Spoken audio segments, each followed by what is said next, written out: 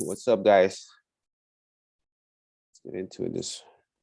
So today, again, I'm trying to just give you guys reactions to basically how other people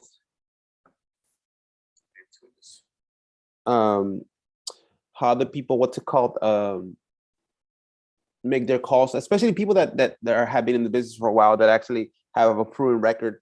I know there's some techniques that people might not know of, and then you guys are doing it, but I just want to make sure that you guys find out the ones that are actually working. Again, I haven't heard this call from Brent Daniels. He broke it down last week, 13 days ago.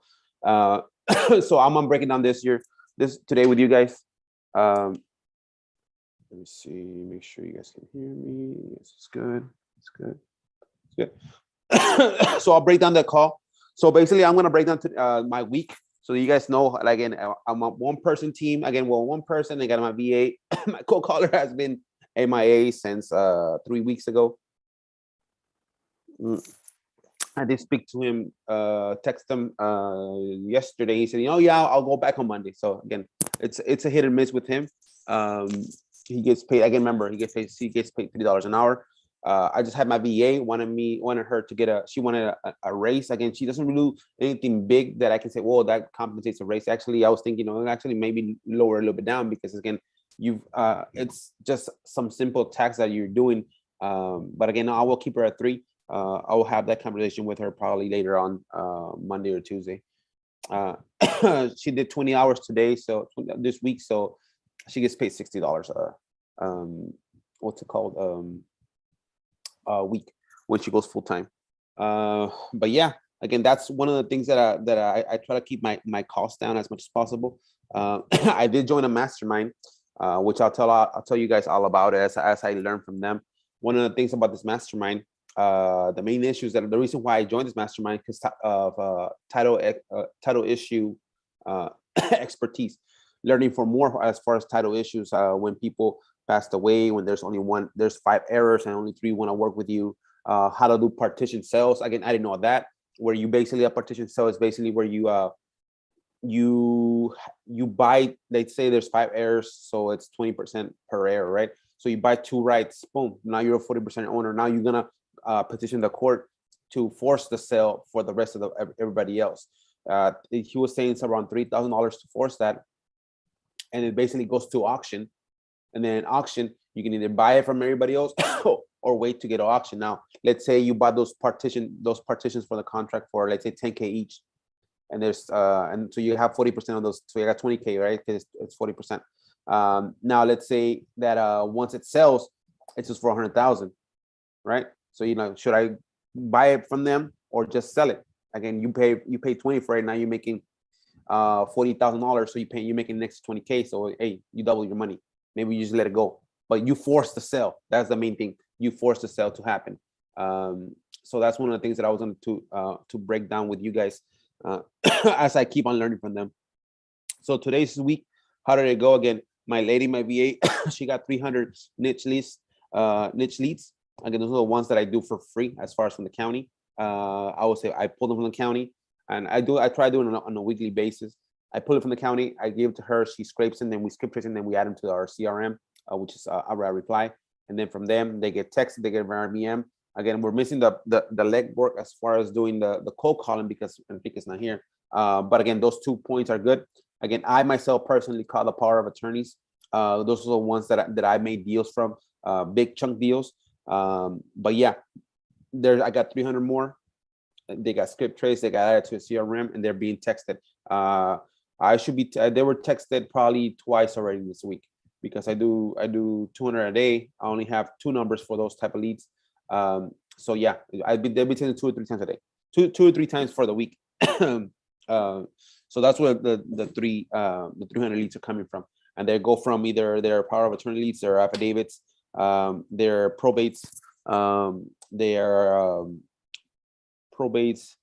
wills, divorces. I'll make you guys a list of the ones that I do. Now, as far as other type of leads leads that I got this week, I myself pull the pre-foreclosures on myself. I myself review them. Because remember, that's in my area, there might be like 50 that get popped up every week. But then again, not all the 50 are good. I just look for the good ones. I do the ones that are low equity that have been for a long time, and I also do target the ones that are brand new loans. Now I don't target anything that's above 300K because it's more complex. Even if I take over the payments, again, that might be like a $2,000 payment. But I got the way, and you guys know the way I target. I don't target as far as I'm gonna buy the property. I target it as I'm gonna help you guys. Again, I tell them, you know what? We usually have 6 techniques to be able to keep your house. 5 techniques to be able to keep your house. 3 of them are free, 2 of them cost, and then at the end of the day, we are the last point of solution in case you can't pay for it. In case you can't pay you can do the forbearance. You can do. So let me break down the ones that how the coverage goes. I have a recorded, but it's easier for me to explain to you, I guess. So Mr. X, they were reaching out to us. What do we do? Okay, so basically we want to keep you in your house. So how does that mean? What does that mean? Well, we want to make sure that you use all the bullets that you have at your disposal to be able to keep the house and stay in the house. So remember, the first one is going to be the forbearance. Through 2020, 2021, forbearance happened. So COVID happened. So the government created a forbearance package. So basically that means that if you qualify for the forbearance, basically it postpones the payments, and of course any foreclosures or any pending auctions get blocked. Now remember, most people did qualify, but then it ended. But they don't know that in October last year of 2021, you can still apply, even though you had applied before. You can still apply for one and be on a forbearance right now as we speak. So some people don't know that. So the client that called me, the thing about him is that he doesn't have a national federally backed loan. He has a local finance company lending in who was the mortgage of that company. Now, what does that mean? When I used to be a lender, remember, I was a lender for 8 years. We did mortgages. We were not federally backed because we were private money. But what we did was basically we were able to mimic. So we went through the 08 collapse, 09 collapse. We were holding real estate loans. I think our portfolio was like, I think it was like 5 million, and almost 3 million of them were real estate mortgages. And they were subprime real estate mortgages. You're looking about credit scores between 540, between 440 to 540, low interest rate, low credit scores. And you're looking at interest rates of lending at 9, 10, 11%. So we know the type of client that we have. We're really low, really high risk clients. So when that happened, the government issued the loan modification, the SAFE Act, some type of a what's it called, program for federally backed loans. So our company mimicked it. So you know what? Let's create this type of loan, this loan modification to keep people in their houses. Now, for us, again, what's it called? For us, it took us a long time to be able to do it because, again, these were really bad clients. They were already at a 360 month what's it called, loan already. So we were able to, in order for us to what's it called, what's the word I'm looking for? In order for us to be able to modify, we have to go a little bit longer. So you're looking at 480 months. But at 9%, again, it was crazy. We were able. So I went through all that. I was the one doing the underwriting because we were private money. So basically, what we did is we were the ones doing everything. We were the ones doing the actual modification. We were the ones doing the underwriting. We were the ones doing all this information. Let me just share the screen real quick. Hi, Deshi. Let's see.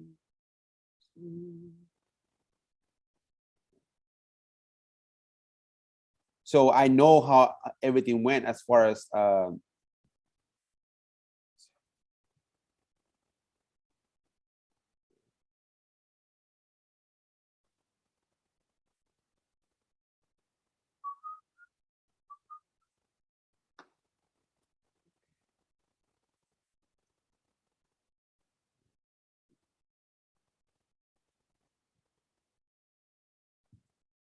let's see.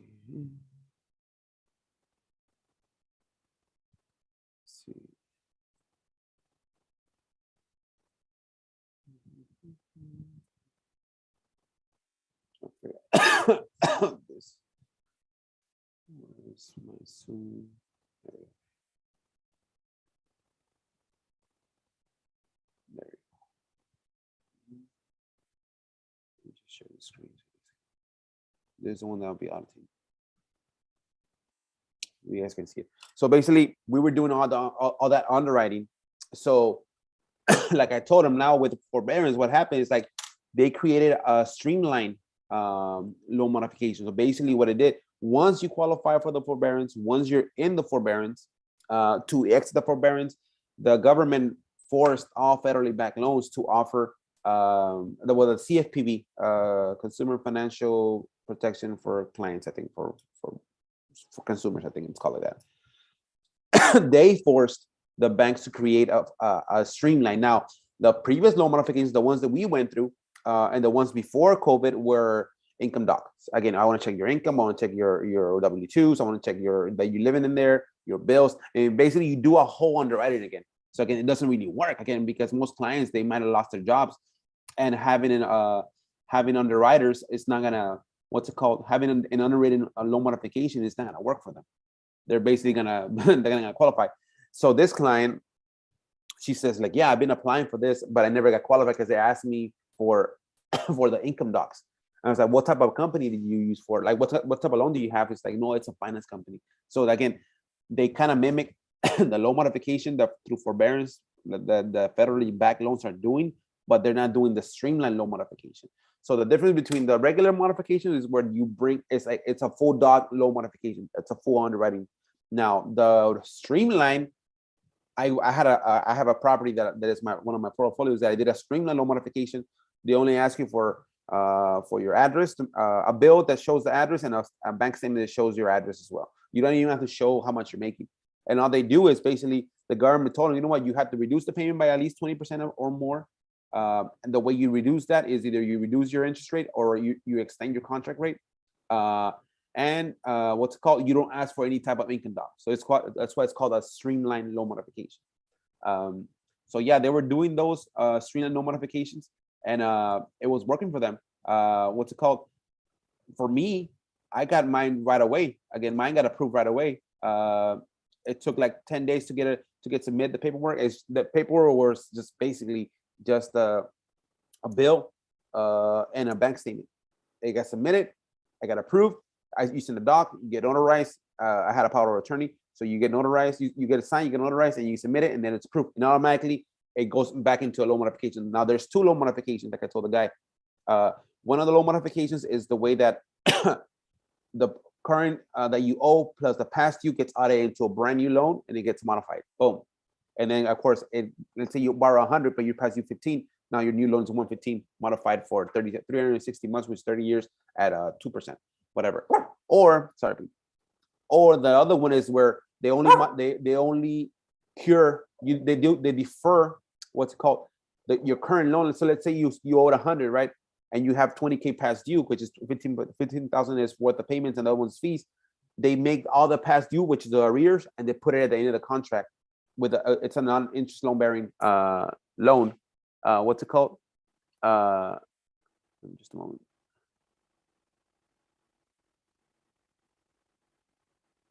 Non-interest loan, non-bearing interest loan. So basically, there's no interest on that, but you do have to pay it at the end of the contract.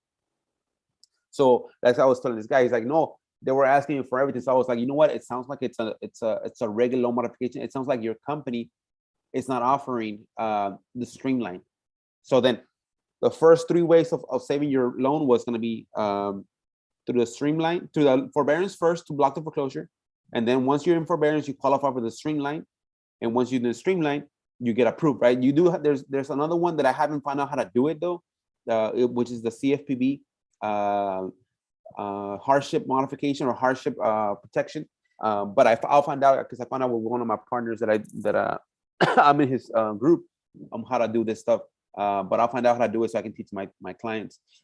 So it's like, well, since you can do those free ones, your next thing is going to be, again, if I was an attorney, if I was in that position, if I was my house, I'll file for bankruptcy. Now, when you file for bankruptcy, you can do it for free on myself, right? I know how to do it I can't teach you, but I know how to do it for myself. Basically, you go online, look for these pages, and then you submit the paperwork, and it blocks the foreclosure. Now, the reason why you file in bankruptcy is not just to to postpone the foreclosure. No, you're trying to file in bankruptcy so you can force the creditors to come to the table and structure a payment that makes sense to you. And from that full payment, let's say, you know what, Mr. X, Mr. Bank, or whatever, Mr. Judge, the only thing I can pay comfortably is $500.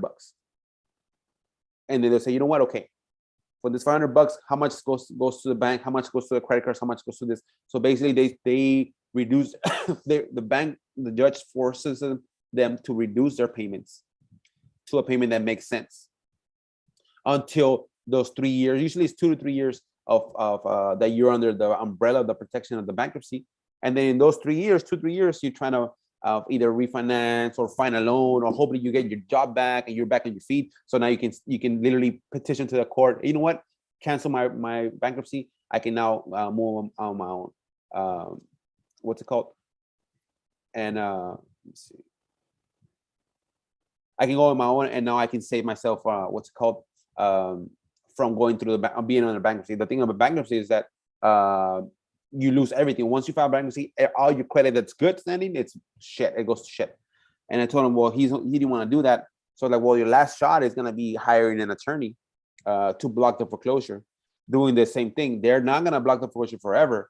They're only postponing the foreclosures, right? You still have to find a way to either try to refinance a loan, but you need to be aware of how your credit is. If you have bad credit with your bank on your payments for your mortgage, what's the probability of a bank lending you to refinance that mortgage? Probably 0%. Not to be honest with you, to be fair, it's probably 0%, because they're going to use based on credit and based on history on your mortgage. So you have a bad mortgage, they're not going to finance it. The second things that you do is can you borrow money? Well, do you have the money yourself? And he's like, no, I don't have the money myself. He's like, okay, well, if you don't have your money yourself, then can you, what's it called? That's where we come in as like I tell the clients, as a courtesy, us giving you all this free information. We only ask that if your last resort, that you cannot do the forbearance, you cannot do the loan modification, you cannot do the CFPB, you cannot do the bankruptcy, you cannot do the probate, the TRO, the attorney, you cannot get it current, you cannot pay it off, then that's where we come. You know what? The bank's still gonna come for it. This is your last resort, is to sell the house, because you're gonna lose the house, and it's not fair for you to lose the house, and you're gonna ruin your credit, and there's gonna be zero money in your pocket. And it's not fair that you've been paying for this, and just because COVID happened, that you lose everything. So that's where we ask you, as a courtesy, us giving you all this information for free, is that you sell to us at a fair price. And that's what those two clients, I have two that actually went through all the process, and I told them what's going on, what's going to be your solution. And that was this week, because they called me, how does this program work, and how does it, is there a fee for this program? And I was like, no, there's no fee to this program. So then that's the way that like I would say to the clients, you know what, those two clients most likely will not be able, one will be able to to pay the $2,500 to the attorney to block the foreclosure. One will not be able to block the foreclosure, nor to file bankruptcy. Because again, if you do, let's say if I do file bankruptcy for myself, it will block the foreclosure, but you still, again, now it's your responsibility to wait for the court date. One, to go to the court, meet the creditors, and structure a payment. To be able to, to get the other creditors to work with you at the same time. Again, that's going to be the responsibility of you. That's why you hire an attorney to do this for you, because that way the attorney can basically go through all this process for you. Again, it's hard. So I was like, you can save yourself. Maybe in my area, an attorney can charge you probably around $2,500 to $4,000 to basically file bankruptcy on your behalf. But again, if you want to save that, you can do it for $300 on myself, right? But I have the responsibility of actually going through all that. Now, let's say if you just want to do the bankruptcy just to stop the foreclosure and buy your time, just pay $300, cancel it, and then hopefully within those time frame, you can sell your house. Now, remember, depends on the bank. A bank might come back in a month to try to foreclose on the property, or it can come back in 3 months or 6 months or a year. Depends on how busy they are. Hey, Steve, hope you're good, man. So basically, I told him that. So I kind of try to show him the whole picture of doing it. So she's like, well, I don't have that. I only have money just to, she got divorced, unfortunately. She only has money for her kids. She hasn't paid the mortgage in 10 years, in 10 months. She has no money. She has like $3,000 for her kids. Basically, she doesn't work. I think she gets some type of a alimony from the father. Well, not alimony, child support. So she's like, well, I can't do that. Well, then again, I'm gonna leave you, let you simmer on your response for what can you do. Again, it sounds like based on what you're telling me, you have to sell the house, because trust me, the bank's coming. The thing about her is that she was saying to me, well, the bank's been telling me this and telling me this, and then I mailed her the contract, the paperwork that shows how the bank attorneys are still trying to foreclose on the property. It's like, oh, but they're working with me. Yeah, the A side is working with you, which is the loss mitigation department is working with you. They're making me, he's like, they're making me go through all these loops. Like, yeah, they're making you go through all these loops because you're no longer a good client. By law, they have to show that they're trying to help you. They don't have to help you, but they got to have those steps. But the B side, which is the attorneys that the bank hired, their job is to get paid, and the way they get paid is by foreclosing on that property. So I told her, yeah, you might be working with them, but you see this paperwork that was recorded last month, actually this month on the 10th, they're gonna foreclose on your property on April the 5th. No matter if you're working with them, because again, it's what's called, it's not a federally backed loan. It's a loan that's what's it called? It's a loan that's let me check it out. Let me check my audio is good. Let's see, it's a loan that so it's a loan that's not a federally backed loan, so they can do whatever they want. They have to follow some guidelines, but they're not under the umbrella of a federally backed loan, so they really don't have to do anything if they don't want to. They just do the minimum to do it. So that, as I was telling, the attorneys are trying to foreclose the property, and that's their duty. The only way they get paid is if they foreclose on the property. So she's like, you know what? It sounds like, again, I need to sell it. He's like, yeah, it sounds like, based on what you're telling me, if you have no money to pay out any of this, if you try to go to forbearance and they didn't want to approve you, and if you try loan modification, but they're doing a full underwriting and you don't have a job anymore, again, that's the picture on the wall. Again, that's the painting on the wall. That's what you got to do. So I got those two leads. That's one of them. Again, that property, she bought it in 2008, and she probably owes like 70K on it. It's probably worth like 160 on it. So again, for that one, what it looks like, I'll probably take over the payments. I think she's probably like 15K plus I'll probably give her like 10K to walk away. So I'll give her 10K. I'll pay the 15K towards the bank. I'll take over the payments, and now I have a loan that I probably owe what, probably 60K on it. I'm all in probably 25K, but it's worth 160. I need to see the condition, but even if it's worth 120, I have a good deal already there. And the way I'm gonna do those is gonna be a wrap. And I found out through one of my other guys, CP Martin, how to do it.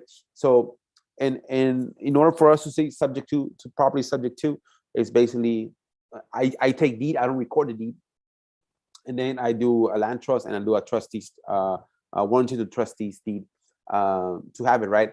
But the way that what's his name, William Bronchick, I said it before. I kind of knew how to do it, what the concept was, but but Martin put it more into context. He's like, yeah, you make him do a promissory note on the beneficial interest of the trust, not on that. So you don't wrap the warranty deed. You basically you have a promissory note for them to buy you beneficial interest for let's say 150K on 360 months, or a 3-year balloon, a 360-month mortgage, but on a 3-year balloon. Again, you structure it that way. So when the bank comes, hey, you did a wrap. Oh, I didn't do a wrap. Where's the wrap documents? You and so clause. Well, why? Like, oh no, okay. Because you're not doing any wraps. You put in the property into land trust. The land trust, you keep the land trust. You do a warranty deed to trustee. You record that where it says that land trust A is now under control of the trustee. Let's say you have to be yourself. Let's say Ace. And now I'm gonna sell it, right? Well, I'm gonna sell the trustee. I'm gonna sell the beneficial interest of the land trust. So the land trust has a beneficial interest. Let's say Mr. Garcia. Well, if Mr. Garcia wants to sell it, then I'm gonna buy his rights. So I'm gonna do and he has a document. He hasn't allotted to his contract, but he has a document where it says that I'm buying your beneficial interest in the land trust for X amount for X period. So now the only thing that you have those documents in your hand. The buyer has a legal duty to buy your beneficial interest if he comes up with the payments at the right price at the right time. So now when they look at it, like, no, it's not a wrap. So again, part of Will and Brown check there, it's a real estate attorney, part of CP Martin, and the contracts that kind of like fill it together with CP Martin. Because again, the dual sale clause is a real thing. And most people get caught because they don't want to pay double insurance, which is dumb. If the deal makes sense, make the buyer get the insurance. Used to pay the insurance on the A side. Don't touch that insurance, but you make the buyer get insurance on their behalf with you as a beneficiary, and hoping that cross your finger nothing happens. But when it happens, then you have two insurances, and then you'll deal with that bridge there when it gets there. But yeah, that was that one. So again, those two leads, that one's gonna be a good deal once he sells it. Again, most likely, and this is where I kind of put it as a courtesy of us giving you this information for free. If your last resort is to sell it to us, because we can do it quickly. You can buy it quickly. So yeah, that was that was that one. And hopefully we can get those lockdowns down. So I got those 3 leads this week. And again, it's just a matter of just pulling the pre-foreclosures. Again, do I have more? Hold on.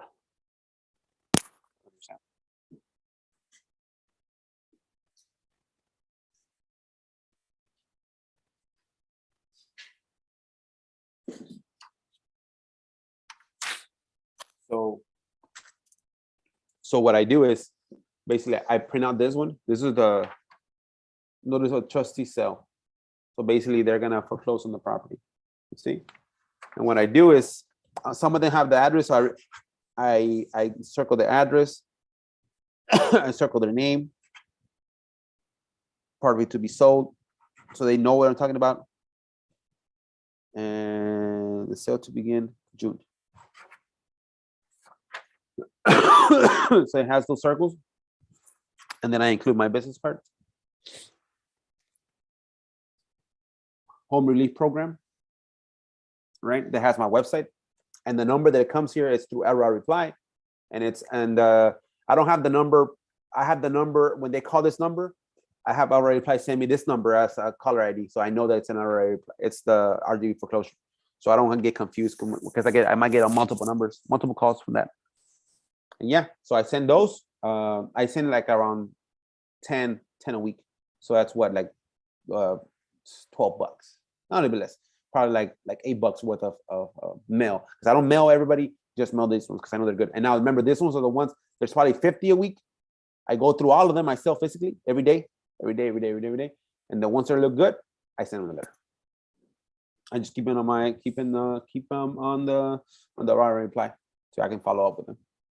But yeah, that was the week. Again, those 3 good leads, I should be able to get those leads. I opened escrow for that property in the other location. I got it from 115. That one should close probably, hopefully, cross your fingers. I need to, like I told you, I need to find a buyer. But again, at 115, I shouldn't be an issue. I actually spoke to the seller today. Like, well, worst case scenario, do you need some money right now? Again, we can close within time. On the 4th, do you need some money? I can give you 5, 10K so you can move to the other location while it closes. Again, I'll find a buyer. Trust me. I like to put myself in the positions where, like, man, you're on the wire to find something. I'll get it done. So yeah, that one should close. What else? The other ones we already told you about. The lot, it's already in escrow. I did get 12 new websites. Then I'm gonna be added. So now I'm gonna be up to like 42 websites that I have now. Again, doing it myself. I bought the domain names.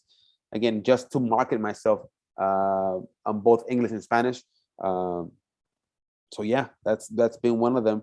I still haven't gotten the approval for the 4 GMBs that I requested, because sometimes I'm able to do it through email verification or through text verification, but 2 things have to happen. You have to have a verified Gmail, dated verified Gmail account. You need to have a verified phone, and sometimes you don't have either. So again, sometimes they actually mail you something. So you have to have an address where you can actually get the little postage that says, "Hey, verify your GMV for your business." So I'm waiting for those. So again, all this is free.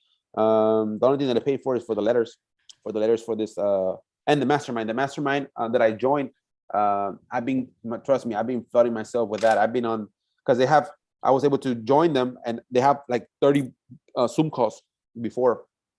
So literally, I've been hearing those and getting little things. Let me see. Let me show you. Where are my notes? Let's see if I can show it to you.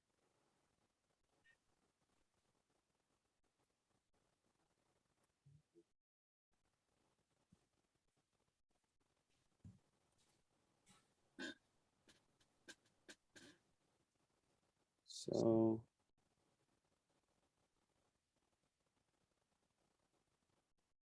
let me show you this. So we had a Zoom call that we went through.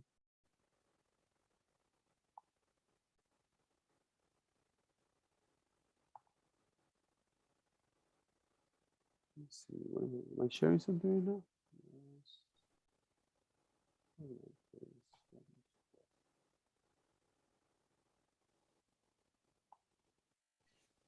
Who is this guy on the screen?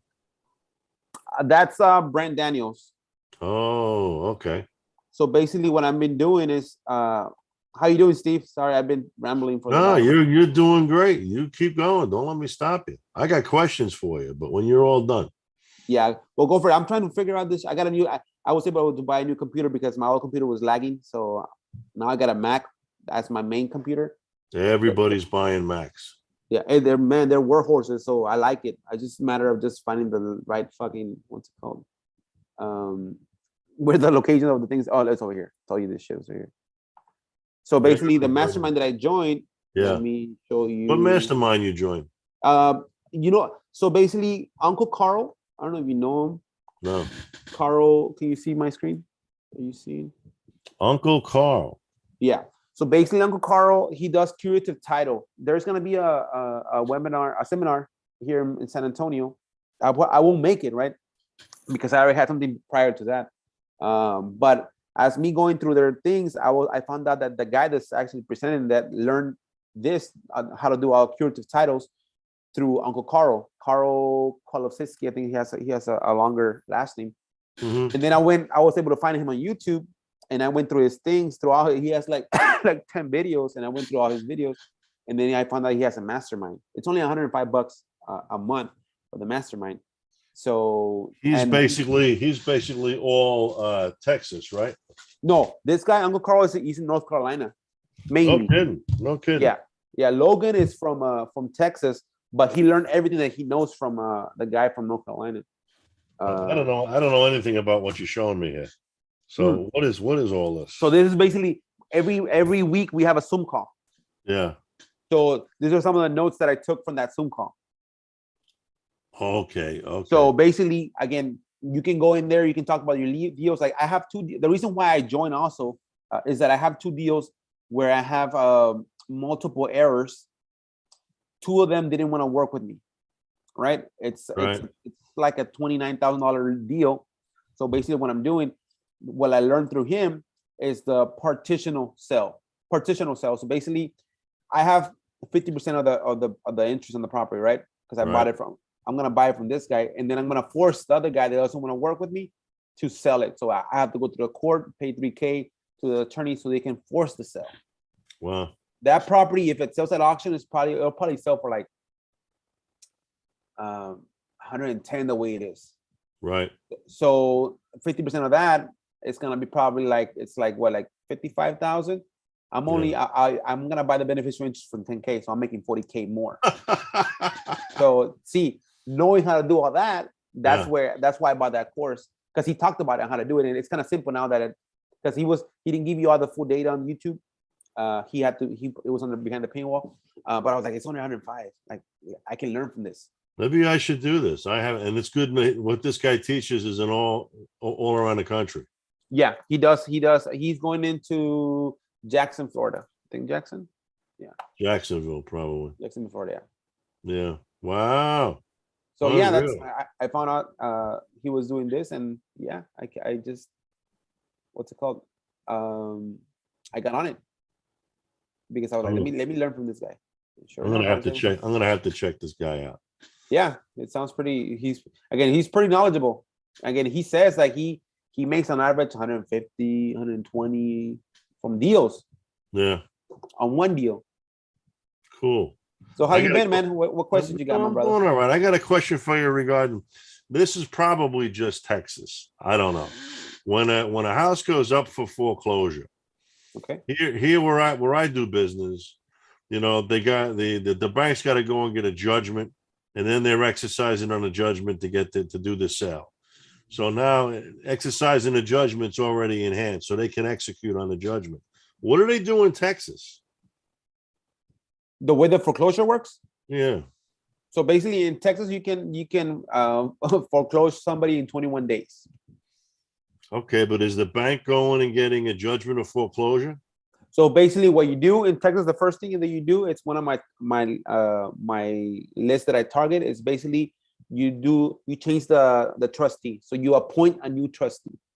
So let's say it was a Houston, a New York trustee. Now that Right. I'm gonna force a sale, I change the trustee to a local trustee. That's what step number one.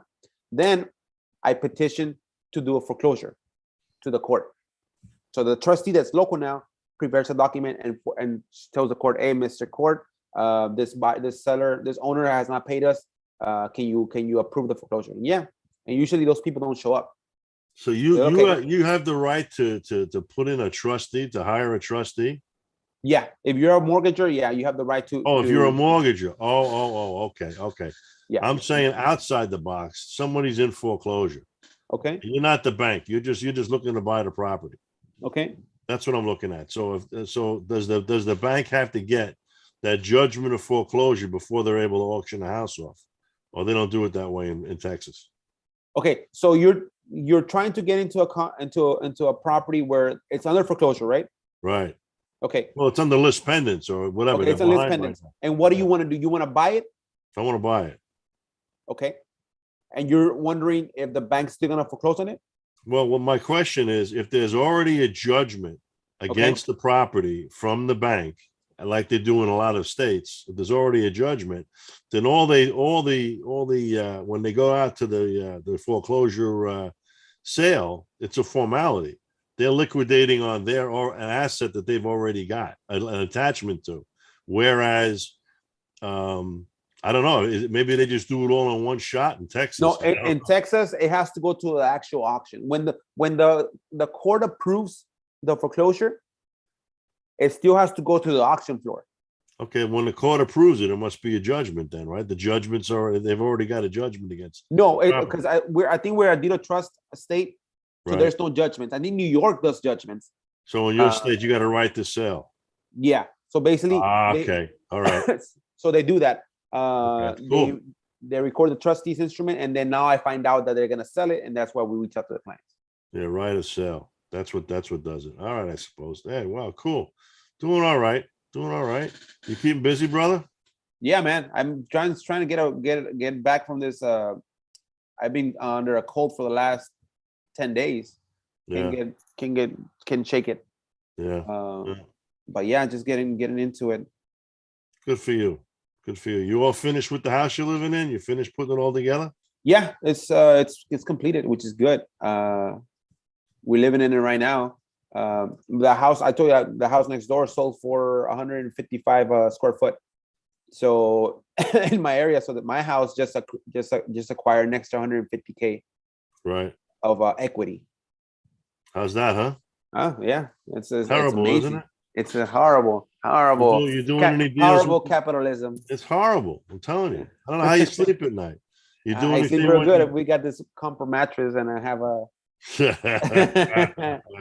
How you doing with the coach there, Coach Mitchell? Oh, not Mitchell. What was this guy's name? With the rental foreclosures. Oh, Coach Pat Martin. Yeah. Yeah, that's where I learned that. Where what I was mentioning that what's it called? The way he was doing it before, he changed it right now as a sublet, as a landlord, right? That's gonna rent the property and then he's gonna sublet it.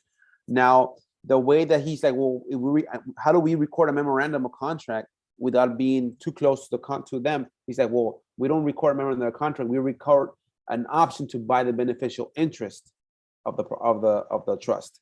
He went live a couple of days ago, and that's why. Oh, that was the final thing that I was able to do. Okay, if I want to do sub twos, because I don't do rental riches like him, I do sub twos. Right. If you want to do sub twos, like this property that I mentioned, that the foreclosure, if it does come to fruition that I'm gonna get it, I'll have the deed over my name. One, I'll get a land trust as a beneficial interest. Right. Half and half, have him, have me. I'll do a warranty deed to trustee, which is on myself. Right. And then I'll do a option to buy beneficial interest on the trust. So you're not letting that deed just sit out there in the seller's name. Well, yes, I don't. That's the way that we do it. That I've been doing is that I don't change deeds. I just hold the deed in my hands. Okay. All right. I have it in my records, right? Yeah. But I do change from the deed of trust to a warranty deed to trustee. So that's the last known record. So you're really worried about them calling this note due at the bank? No, what I'm worried about. No, I wasn't worried about that. I was like, well, how do I sell it on a wrap? Because I know you can only do like 5 wraps onto you again. So I like, how do I stay underneath that thing as far as, well, how do they find out? I don't want them to find out that I'm doing multiple. You don't do land contracts in Texas, right? Well, yeah, that's the way we do long land contracts. Well, the people I know that are doing this thing are buying on contract. They're buying and they're going through the deed and all the rest of that. They're doing a wrap, and then they sell it on a contract. Well, there's what I've heard. I was hearing Michael Yanis from San Antonio. He's a top guy from San Antonio. He does that. He sells on wraps. He takes on under land trust, and then he sells on a wrap. He still wraps it, so he still records a wrap out there. So that's when the banks might find out, because you recorded something. They're like, well, you know how do I? Even if they find out, with what's coming down the highway, they don't want these damn houses back. Yeah, they shouldn't, because again, they're gonna have a lot more mess to worry about than the fucking big houses that are being paid on. You got your ear close to the ground. I mean, I just came back. I was traveling in just 2 states, and it's already started to slow down a bit. And the banks now, with the interest rates going up, and what the big underwriters that the banks are worried about is they don't know how to price out a mortgage, figuring into it the inflation rate. They haven't had to do that in 40 years. Yeah, they don't know. So they don't even know what's going on. You're a mortgage guy. You tell me. I mean, it's pretty messed up. Yeah, it is.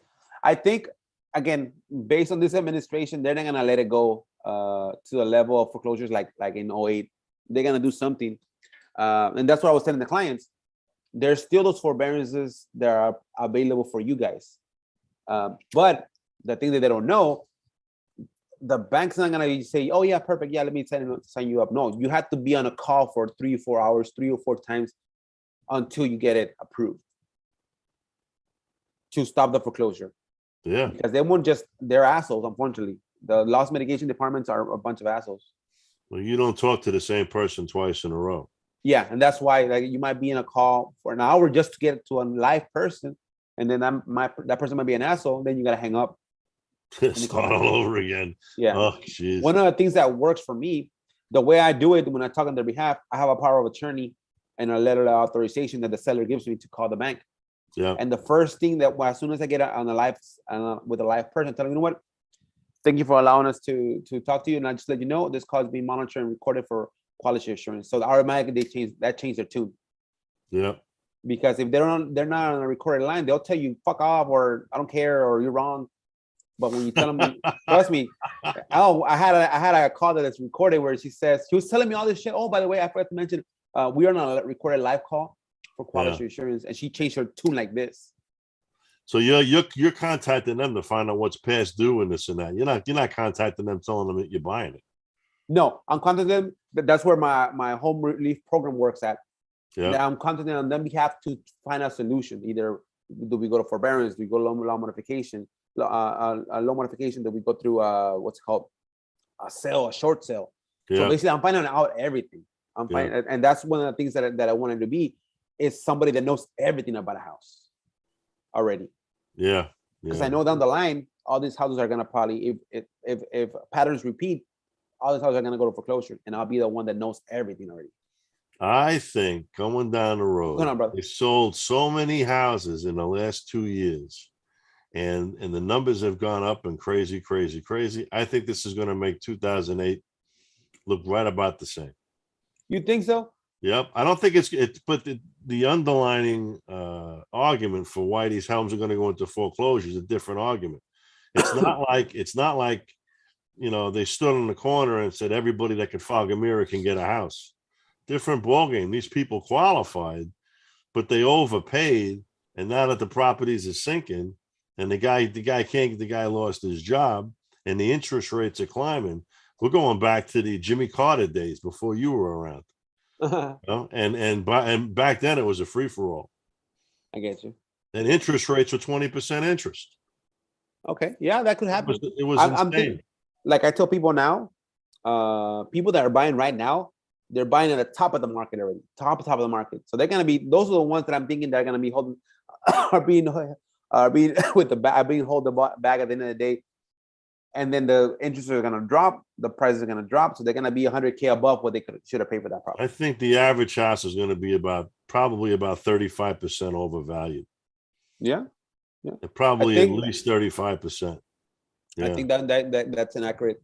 The only thing that I can see that can cause multiple foreclosures if the inflation keeps going up, and if the gas prices keep going up, people they're gonna afford to make their house payments. Well, we didn't even count on a year ago when we were talking about all this. Mm-hmm. We didn't count on interest rates coming up. I mean, so we're looking at, well, no, we did. What did we? It was unemployment and interest rates. We weren't even figuring on inflation. Nope. And shit, now with crazy. The inflation, it's freaking insanity. Insanity. Who's Deshi?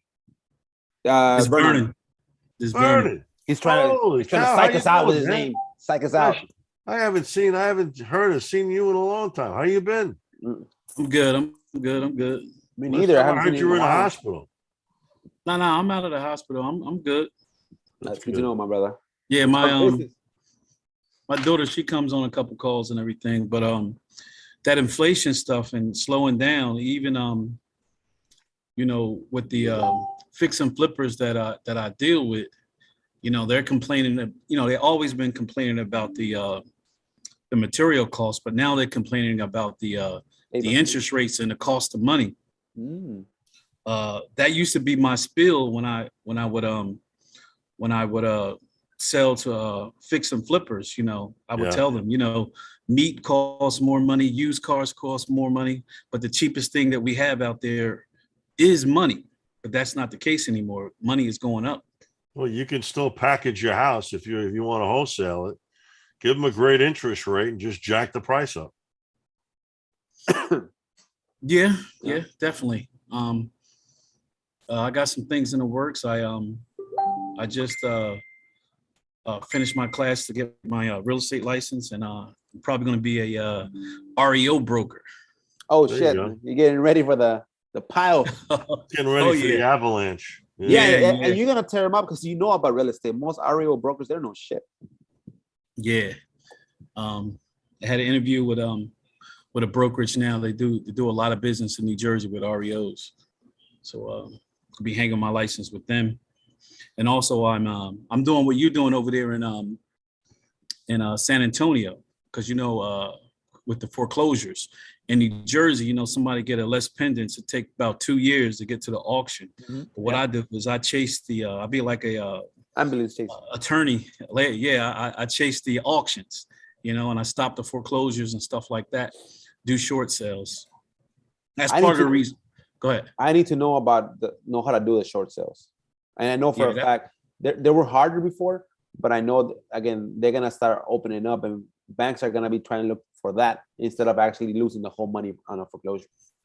Yeah. I think I was on a call the other night. Rather than doing the short sales, they're gonna sell the notes and let somebody else handle it. They don't want the bad press. Oh, they're doing that already. They're doing it already. Yeah, they're selling the notes. BlackRock. Yeah, from what I heard from the REO broker, I mean, when we were talking, he didn't say bank. He said investors. I was like, wait a minute. What do you mean investors? Oh, the people who bought the notes. They doing it already, man.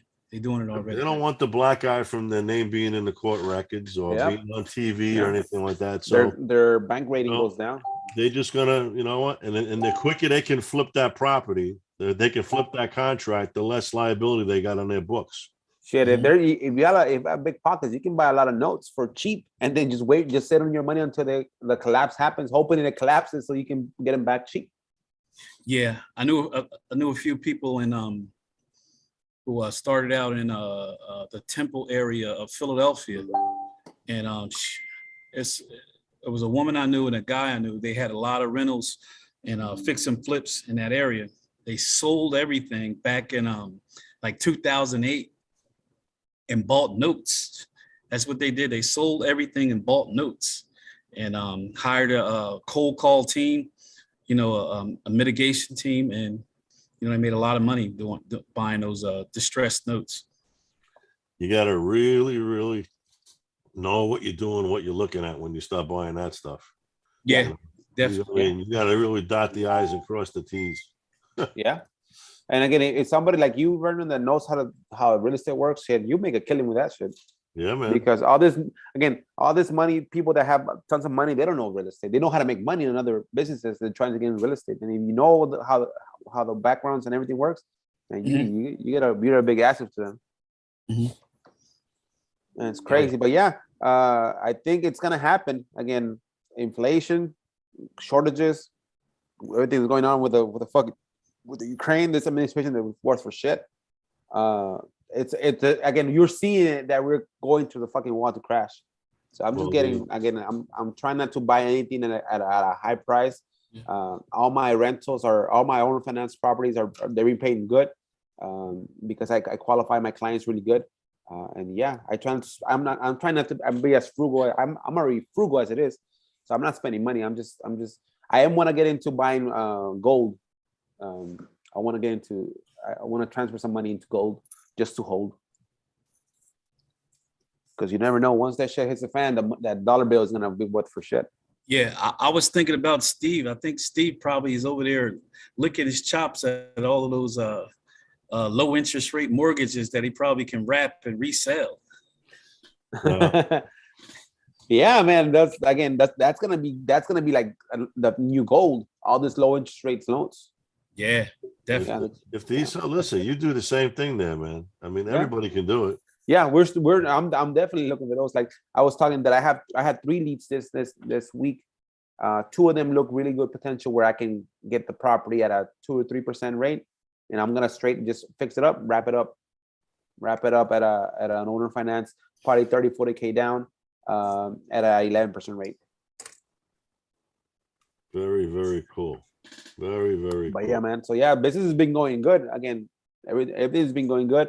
I've been watching the news, just make sure that I have my ear to the ground to make sure that whenever things happen, that I'm ready. I'm already preparing, but in case I need to prepare more or do something else. Even in the last big bang, you guys didn't get slammed as hard down in Texas. No, thank God we did. You got so many immigrants coming in the doorway. Yep. So much demand for housing. Yep. That I don't think this is going to be a nationwide crash as they had it. I think it's going to be more localized in different areas. I think what's going to happen is that it's going to affect everybody in the way that money-wise, people are not going to be able to afford the payment. Even though it's a low interest rate, they're not going to be able to afford the payments because their money is going to lose their value. What happened? The good thing in 08 and 09, what happened to us is that our values for our properties were steady going up 5 to 10% each year. In California, in Phoenix, the values went 50% higher, 60%, 100% higher quickly within a year. That's what the balloon happened. Like in our area, our values of our property still kind of stay the same. And especially in my area, where I'm at, my little bubble, they were going up steady 1%, 3%. We were not affected by the externals. Well, that's what's happening now. Yeah, and now someone goes to buy a new. Go ahead. What? Someone goes to buy a new house. Like my brother bought a house back in 2006 in Bradenton, Florida. And it was a brand new, beautiful development. And he went down the first day, looked at the houses that they had. Okay. They decide they're going to do it. They go back the next day and they're waiting online out in front of this place for the realtor. Imagine this. How's this for psychological warfare, right? Yeah. And people are online talking about, well, listen, instead of us signing for one, they got a limit of 3. So let's just contract on 3 of them. Holy shit. Yeah. You went back 2 years later, almost, I'd say better than half of all the homes that were in that big development were in foreclosure, abandoned. Most of the people didn't even move into the damn things. They bought them on spec, you know? Yeah. Is that going to happen now? I don't think so, but the interest rates are going to, they got on, he was on television there saying that the interest rates, they planned on raising them seven times this year. It might be more like 11 or 12. If each time they raise this thing, if it's a half a point, do the math. Yeah. All right. I mean, that's a tremendous amount. They talk about bringing a country to their knees. Besides all the inflation, you know, people are gonna go crazy with that shit. People are gonna lose their nuts because again, it's no longer just that your values went up. Now it's gonna be everything. Your inflation goes up, your value goes down, shortages of food, instability. Again, it's just gonna be again too many things are in the table. Yeah. It's well, crazy. brother, you do a good job on this. You still you going you on every Friday night now, Friday afternoon now? Or? Yeah, I try to be steady on the Fridays. I kind of just break down what I did for the weekend, and I try to what's called audit or review one of these people that are doing real estate, just to keep my toes up, and my claws sharp. There you go. That's good. So you're running more like a podcast, so to speak. Mm-hmm. Shows, and it's evergreen, so it'll always be on. Yeah, I and might anybody wind that up comes, I might wind up doing that Monday nights. Yeah, I can just do this anytime I want. I might just wind up doing that. Yeah. Anybody that comes in can ask questions. I tell them, hey, you ask questions. You have my hour to ask my questions and break down. And like last time, I broke down how to start from zero for free. Again, I don't like to spend money when I don't have to. But yeah, and I try to again keep some good content here. Interesting. All right, brother. I'm going to sign off. Good job. All right, my brother. Sounds good. Keep it going, man. Keep it going. Keep the faith. Good to hear from you guys. Thank you, Steve. Guys, Be safe. take care, man. Thank you. Take care. Hey, Bernard, how you been, man? You got anything on the pipeline that you want to talk about? Right now, you be doing the cash cow, the pre-foreclosure riches? It's kind of hard because I've been, spreading myself kind of thin, but even I think I can make more money than doing the cash cow with the short sale and possibly buying it myself or giving it to one of my investors or something like that. You understand what I'm saying? Yeah. Because if I can get a discount from the bank, make the commission, either sell it to one of my investors or purchase it myself, that's a lot more bang for my buck. I get you. No, yeah, definitely. Whatever. That's good that you're flexible. You can pivot. Again, I've been trying to pivot. I'm opening up 2 stores for Amazon. Well, I'm hiring somebody to do it. So I can pivot through e-commerce, just to have passive money going another way instead of real estate. Yeah. And just I keep myself in real estate, and then the buying of used cars and selling of used cars. I have my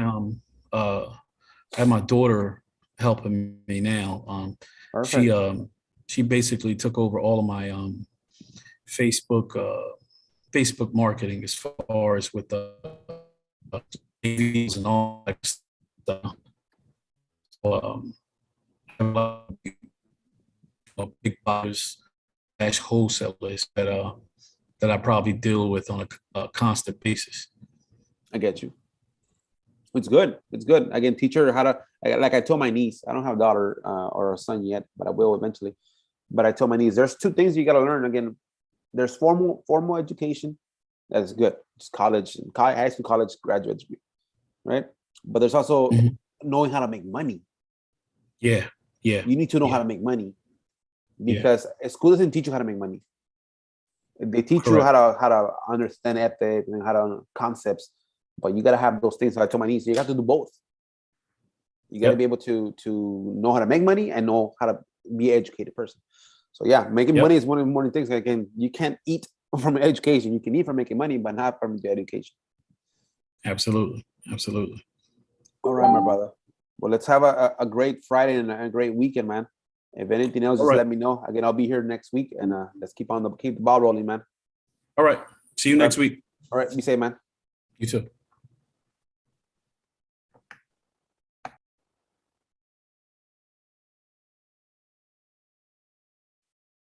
Yeah. Again, just one last thing is that way. Again, if you're a teacher, like I did it with my sister, if you're a teacher and you have a house and you had a house for a while, become a bank by owner financing that property to a person that doesn't have good credit but has good income, and they can what's it called, bring in their down payment, 20-30K. Now you're the bank holder. Now you have a note, and let's say per se, let me just calculate it here.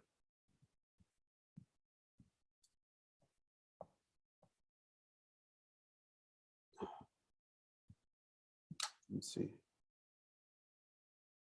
It makes sense. Let me break down that one. So basically, if you have a mortgage right now that you owe 15 years on it, and you owe 70K per se, right? So 70K. Let's say you do $800 a month. I think she has $800 a month. Times, what is 15 years? It's 15 times 12, 180 months. So then times 800. So you still owe 144,000 worth in payments, right? If you keep on paying it for the next 15 years at the same rate. But if you owner finance that deal for 360 months, it's 30 years, 360. And now their mortgage payment, it's 1,700. That's $612,000. So the difference minus 144,000. Now you just created $468,000 worth of money that's going to be in receivables for the next 30 years.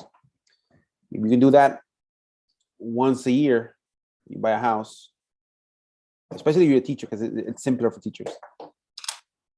You have a house, you're ready to owner finance it.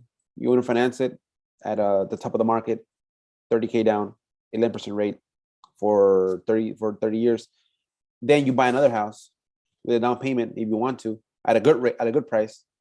That makes sense. And then you wait on it for a couple of years, and then you do the same thing. If you do that for the next 20 years, you'll have 10 houses in your portfolio. And if the average is 500K worth of receivables, what's 500K times 10? It's 5 million worth of receivables. Just not doing nothing crazy. You're not a landlord. All you gotta do is text them. Hello, ma'am. Please send me your payment today. Thanks. That's what I told my sister. Just that's the easiest way. All right. Stay safe, guys.